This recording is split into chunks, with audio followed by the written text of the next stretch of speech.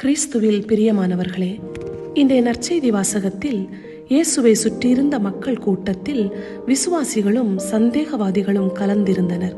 அதில் தீய தலைமுறையினர் இயேசுவை சோதிப்பதற்காக விண்ணிலிருந்து ஒரு அடையாளத்தை கேட்கின்றார்கள்.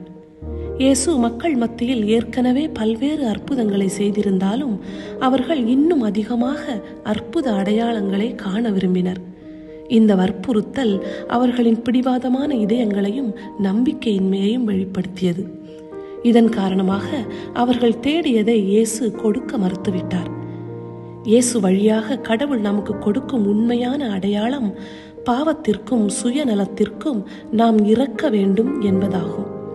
அன்பார்ந்தவர்களே, விசுவாசம் என்பது அசாதாரணமான அடையாளங்களுக்காக காத்திருப்பது அல்ல, மாறாக ஆழ்ந்த மனமாற்றம் வழியாக இயேசுவின் அன்பை நமது வாழ்வில் பிரதிபலிப்பதுதான்.